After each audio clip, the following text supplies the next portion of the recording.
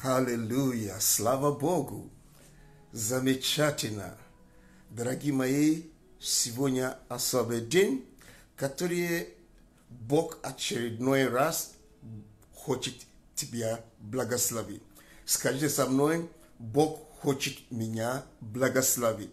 И мое сердце готово принимать благословение от Господа. Аминь. Сегодня мы уколоться с Иисусом. Уколоться с Иисусом. И сегодня мы хотим посмотреть следующий эпизод, который была уколоться с Иисусом. Когда самарянка женщина встретила с Господом Иисуса Христа. И сегодня это будет третий эпизод. Давайте посмотрим Евангелие от Иоанна, 4 глава, с 5 стиха. Итак, приходит он в самаринский город, называемый Сира, недалеко от земли, который дал Иаков Иосифу, своему сыну. Был же там колодец Иакова. Иисус, утомившись от пути, сел у колодца. Было около 6 часа. Приходит женщина из Самарии зачерпнуть воды. Говорит ей Иисус: дай мне напиться, ибо ученики его отлучились в город, чтобы купить пищу. Говорит тогда ему женщина-самарянка: как ты, будучи иудей, просишь у меня, самарянка женщина, напиться, ибо иудей и самарянам не общаются. Иисус сказал ей в ответ: если бы ты знала дар Божий, и кто тот, кто говорит тебе: дай мне напиться, ты бы просила его, и он дал тебе воду живую. Хочу обратить наше внимание на 9 стих. Как ты, будучи иудей, просишь у меня, самарянкой женщина, напиться. Сегодняшний день эпизод мы называем внутренний конфликт. Уколоться с Иисусом и эпизод внутренний конфликт. Часто у нас бывает конфликты внутри, и эти внутренний конфликт не позволяет нам переживать того, что Бог хочет, чтобы мы имели. Бог всегда хочет нас благословить. Поверьте мне, Бог не создал нас с вами и не позволил нам появиться на планете Земли, чтобы проклинать нас, чтобы разрушить нашу жизнь, чтобы уничтожить нас. Тогда смысл и цель создания человека теряется. Но Бог создал нас с вами по образу своему и подобию своему, с радостью. И Он создал нас не быть похожи на другие творения Его. Он вложил самого себе в нас, дыхание жизни Он вложил в нас. И поэтому у Бога есть особое отношение к человеку. Он даже готов отдать себя за человека. Он готов умереть за человека. Нет ничего в этом мире, за которого Бог готов умереть, кроме человека. Это говорит о том, настолько высоко Бог ценит тебя и меня. Но у человека из-за грехопадения появился у него внутренний конфликт. Бог на самом деле хочет меня благословить. На самом деле Бог любит меня, так как Его Слово утверждает. И из-за того, что у нас различные внутренние конфликты, которые борется против желания Божьего, мы хотим одно, Бог хочет другой. Из-за нашей греховной природы мы не можем четко видеть, что Бог хочет. Это затрудняет нам верить в Бога, затрудняет даже иногда будущих верить, что Бог хочет нас благословить, Бог хочет проявить нам милости, Бог хочет нас исцелить полностью, Бог хочет финансово благословить нам, Бог хочет, чтобы мы имели удовлетворение дела наши, Бог хочет, чтобы мы имели успех дела наши, Бог хочет, чтобы у нас было помазание, мы расширялись, умножались. То есть человеку очень трудно поверить, что первое, что Бог хотел, Он сначала благословить человека после творения его. Из-за разных последствий греха, которые несет с собой смерть, болезни, боль, отчаяние, предательство, человеку трудно верить, что Бог хочет его благословить. Но у меня есть хорошая новость для нас с вами. Бог хочет вас благословить.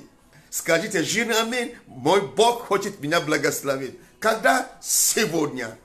Правда? Точно. Иначе вы не встретили этот день. Вы не встретили этот день, это утро, для того, чтобы Бог тебе наказал.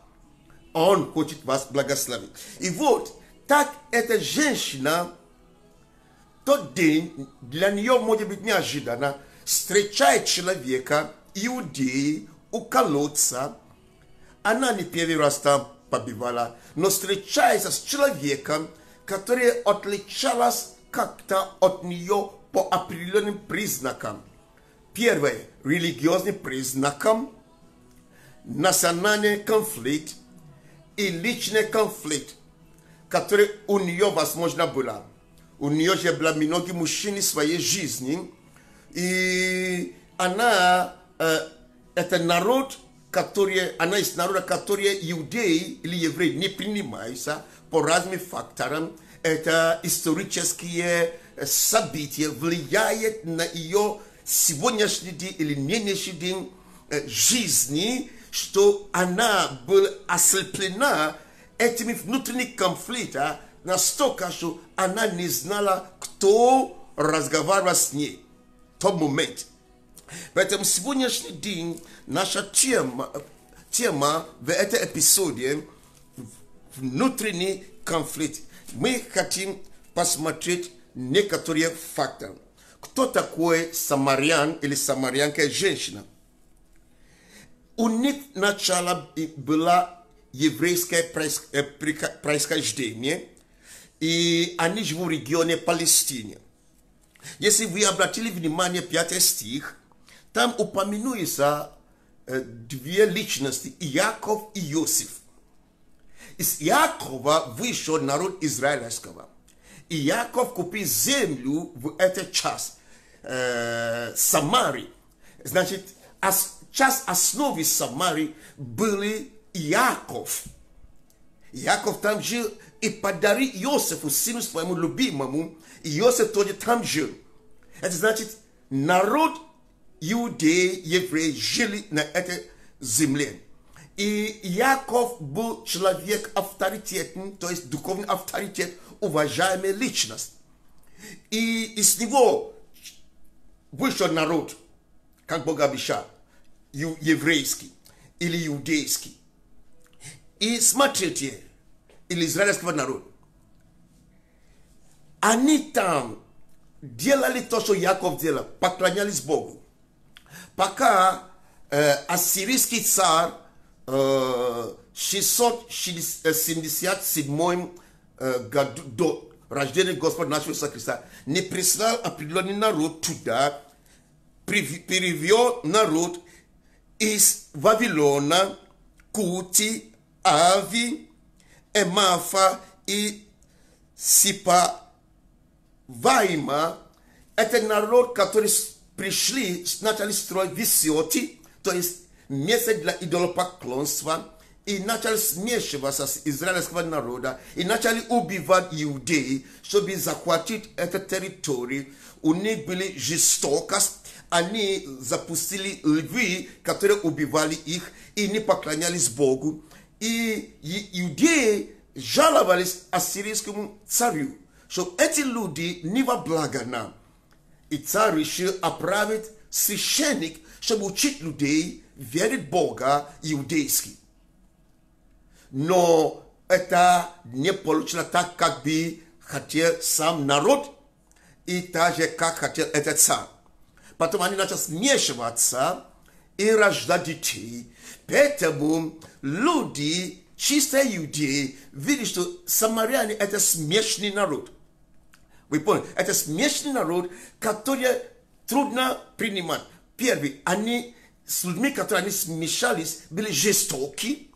Поэтому есть давнее непрощение к этому народу. Есть конфликт между национальностью, между народом. Есть конфликт, есть боль, есть непрощение.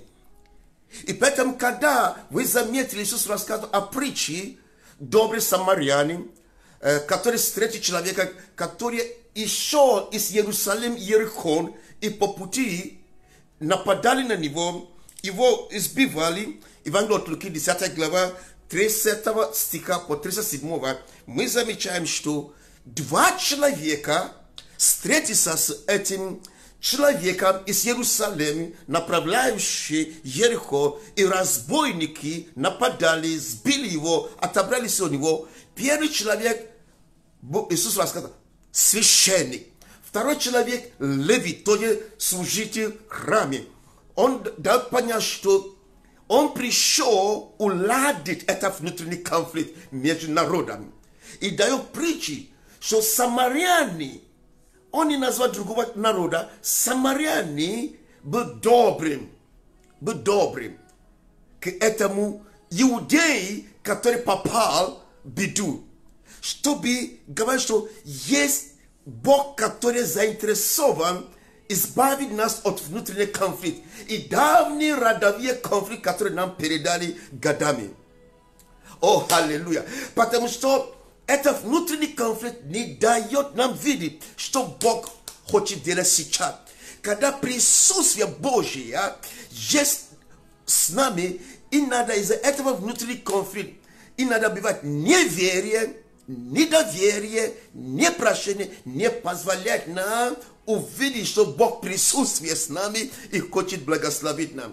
Дорогие мои, Евангелие от Матфея, 28 глава, последний говорит, что Иисус говорит: я буду с вами во все дни до скончания века. И надо из-за этих конфликтов мы осыпляемся и не можем ощущать, уколоться, что Иисус Христос прямо с вами,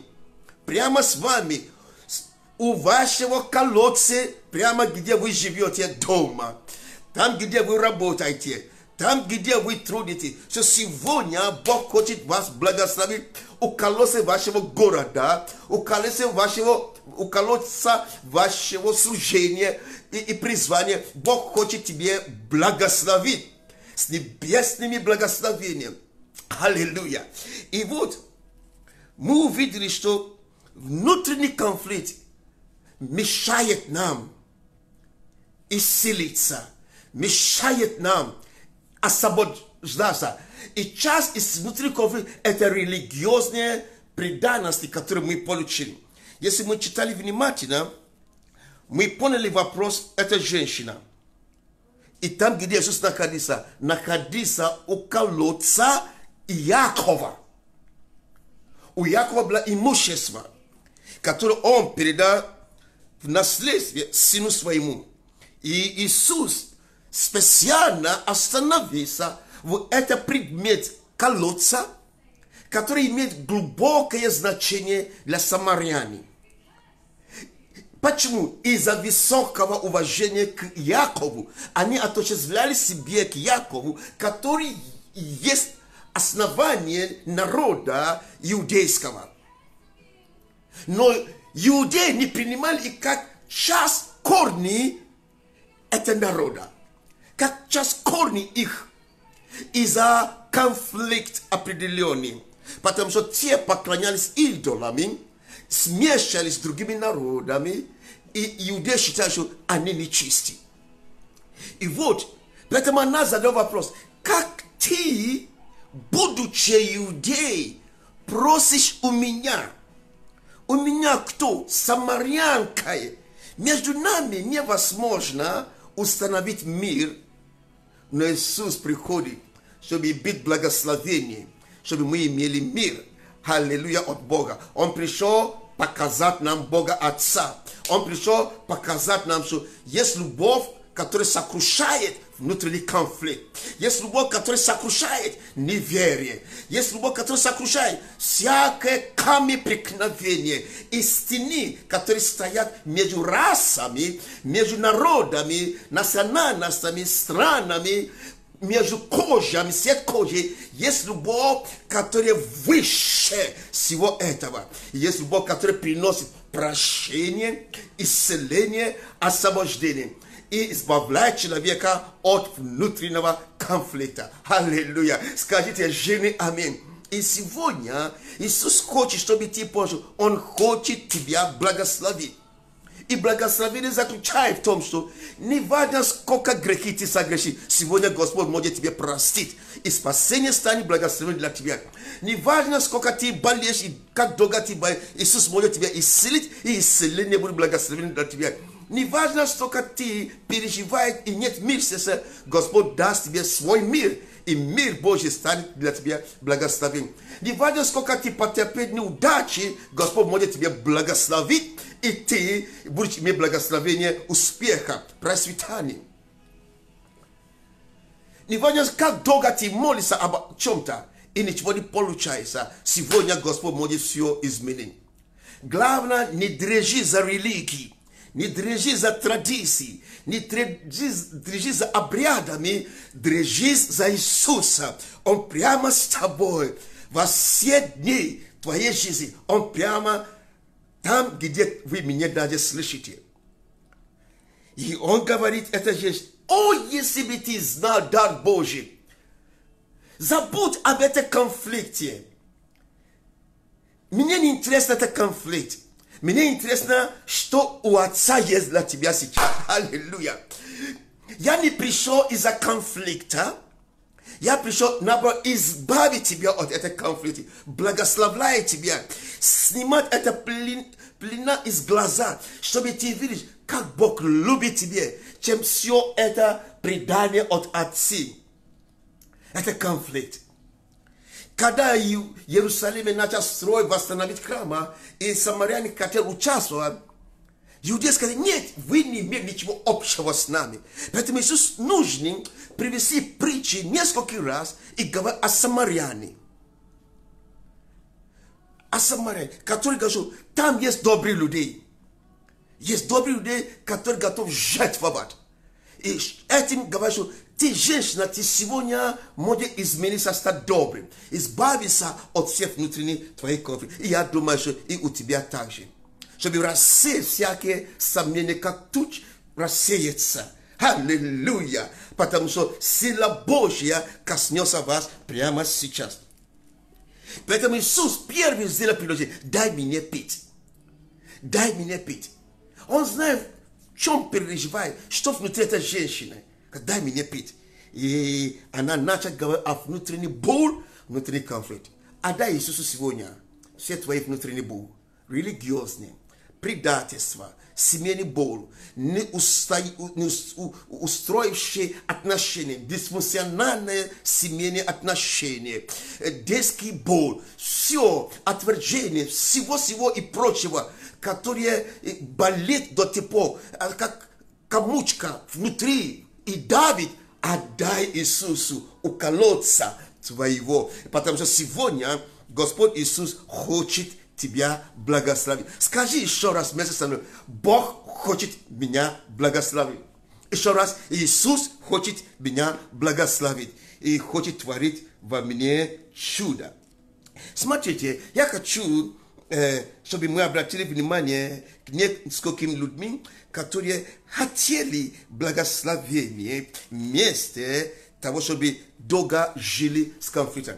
Евангелие от Марка, когда мы читаем 5 глава, с 25 стиха, мы встретим женщину, мы знаем эту женщину как женщина с кровотечением, потому что Библия не говорит о ее имени, но ее проблема была знаменитая, что до тех пор, так мы обращались к ней, женщина с кровотечением. На самом деле, почему у нее стало такое привычки или такое имя? Потому что внутренний конфликт между религией и ее проблемами.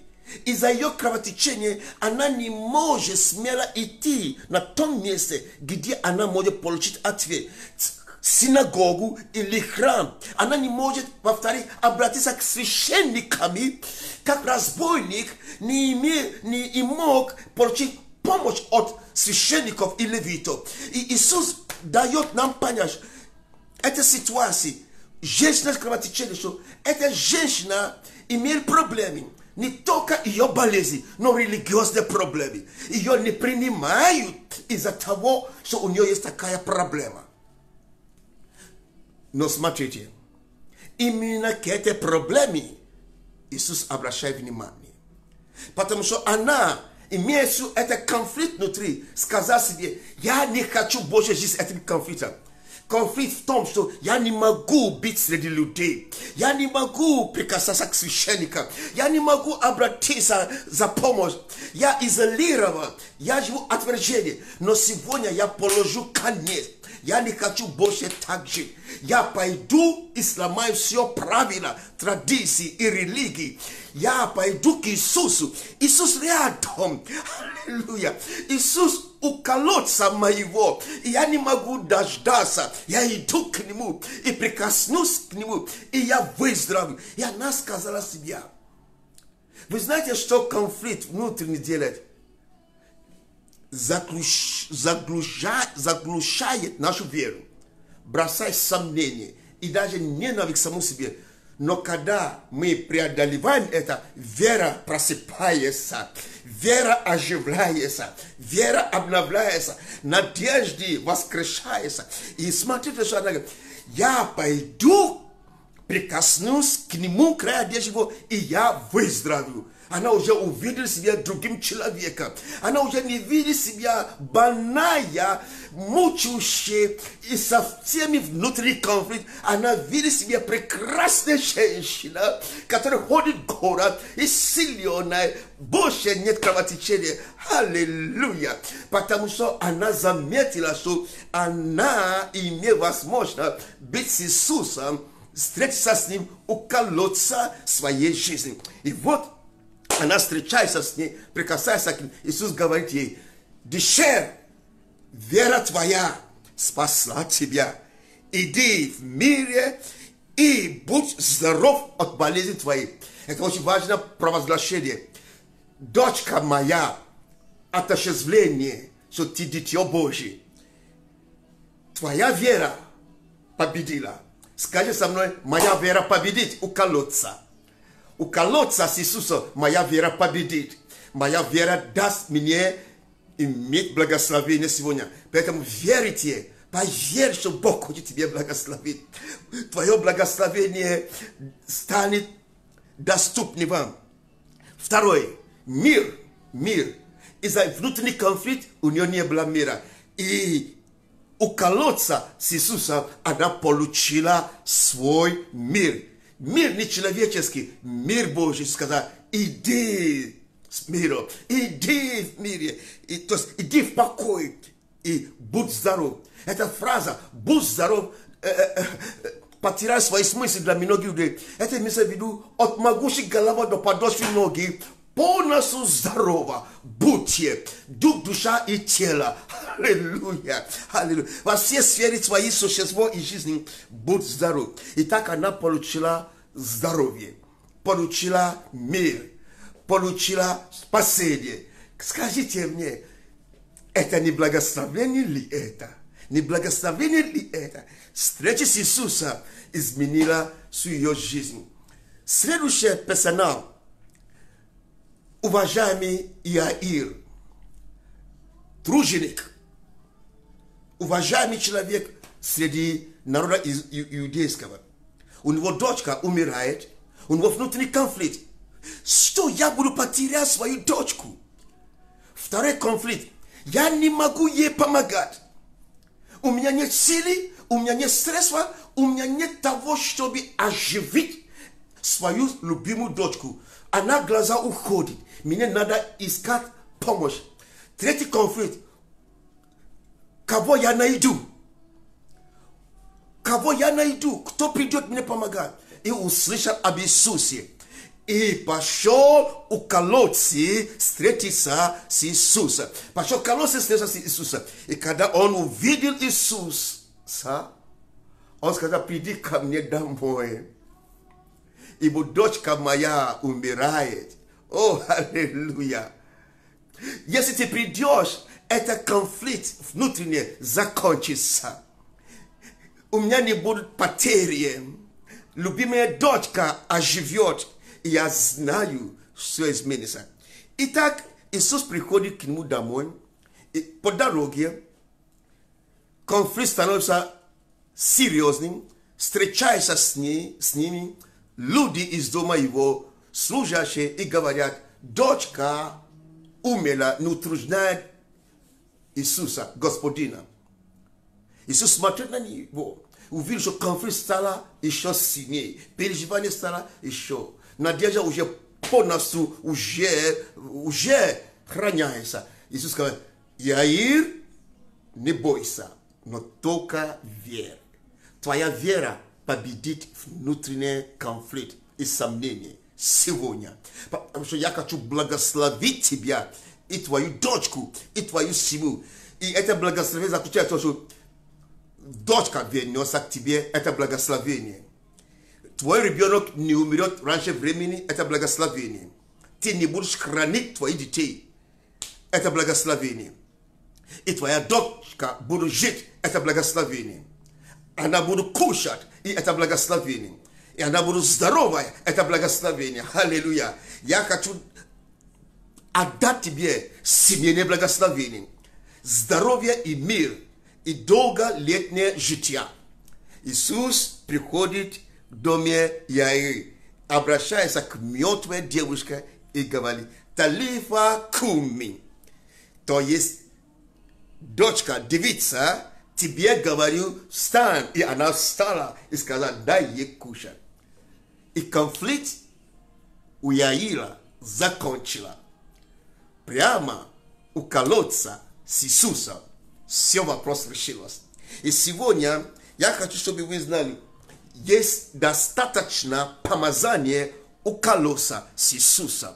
Есть достаточно сила Божья у колодца с Иисусом. Есть достаточно сверхъестественное вмешательство Божье. И есть благорасположение Божье у колодца. Бог не смотрит на национальный конфликт, конфликт расовый, народный. Бог не смотрит религиозный конфликт. Бог смотрит, что ты его творение, ты его образ, ты его подобие, и хочет тебе благословить сегодня. Ему все равно, то ли ты самарян или самарянка, ему все равно, то ли ты иудей или еврей, ему все равно, то ли ты африканец или европеец, или китаец, или японец, или немец, или американец, ему все равно, мексиканец, или... Ему все равно, ему главное, ты человек. Ты личность. Он любит тебя, он умер за тебя, и он готов спасать тебя, исцелить тебя от могущей головы до подошвы ноги. Он готов отдать себе свой мир, он пролил свою кровь для тебя. Ты ценный, ты дорог для него, не как другие, ты дорог для него. Ты не обезьян, ты не шимпанзе, ты не жираф, ты не хомячка, ты человек, подобный Богу. Аллилуйя. И он хочет благословить тебя. И последний. Женщина, Евангелие от Луки 13:10, 13 глава, с 10 стиха по 17. Там мы встречаемся человека, женщина, которая сатана скрутил. И Иисус, проповедуя в храме, увидел эту женщину потом и говорит ей: женщина, ты освобождаешься от недуга твоего. И сразу приступили религиозные лидеры, которые сказали, сегодня день субботний, приходи другой день, чтобы исцелиться. Иисус сказал, не. Мы не будем откладывать сегодняшний день благословения на завтра. Аллилуйя. Сегодня суббота, мы не будем ждать воскресенья, мы не будем ждать понедельник, мы не подождем до вторника, мы не подождем до следующего пятницы, мы сделаем это сегодня.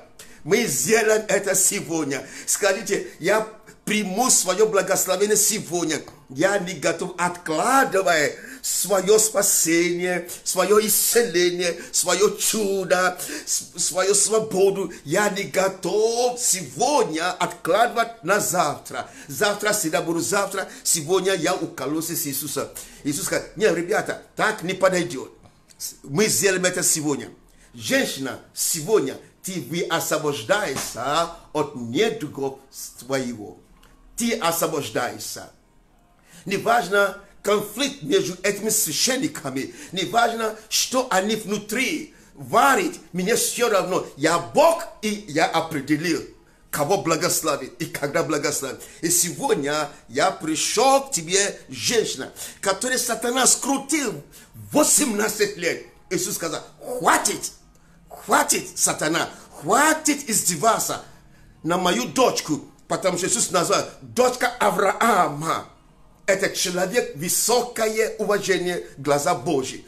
Дочка Авраама не должен страдать столько лет. Я пришел развязать ее из уст сатанистской. Аллилуйя. И моя молитва сегодня, чтобы сегодня ваша свобода настала. Иисус уколоться твоего, чтобы развязать все узы конфликтные, внутренний конфликт, чтобы сегодня ты был замечательным, свободными. Неважно религиозные традиции. Иисус ломает эти стены религиозные, стены традиций, это фарисеизм, саддукеизм и все остальное. Даже современный наш фарисеизм, он все ломает, и сегодня он хочет исцелить тебя. Ты веришь? Лучше верить сегодня, как никогда. Потому что уколоться с Иисусом, там ты получишь жирный аминь. Там ты получишь исполнение желания твое, которое есть воля Божья.